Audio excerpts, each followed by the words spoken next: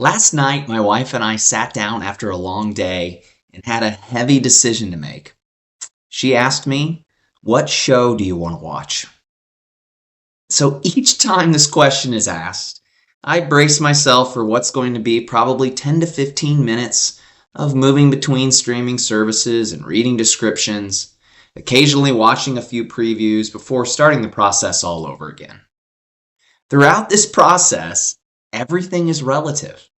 We compare the shows across platforms, the amount of time that we want to commit, the genres, and even if we like the performers and one option better than the other. And I know that you've had that experience too.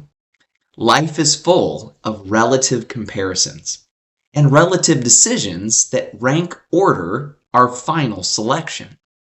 Let's look at how this comes to life at work in talent management. So having accepted that rank ordering or relative comparisons matter and add value, why do we often recoil at providing relative rankings for others' behaviors on the job? Saying to an individual that in relative terms, certain behaviors are among their highest in performance and others are among their lowest in performance is a clarifying opportunity. It's clarifying for the individual getting the rating and a valuable exercise for the rater. It does require more brain power to do relative rankings. That is true. And yet, the individual benefits from receiving the clear feedback about their relative strengths and the areas of challenge so that development efforts will be targeted and focused.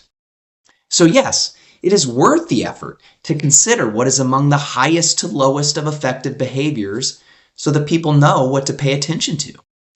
Simply put, everyone wins. The data is more actionable, and it is an investment in an individual's career to provide better data about what needs to be adjusted to increase effectiveness. So let's look at a practical example quickly. TalentTelligent recently completed a 360 and 180 survey engagement that included over 600 raters. They used our unique relative card sorting approach, where raters made comparisons of the behaviors that the learners demonstrated at the highest and lowest levels of effectiveness.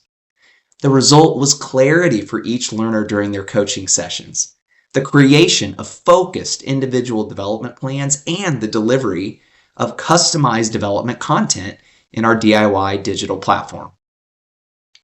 There is immense value in using relative rankings for effectiveness, and you have a lifetime of experience to prove it, even if that includes deciding which show to watch. Simply put, starting with our evidence-based performance libraries allows for calibration and relative comparisons to occur at work in a way that will drive increased effectiveness.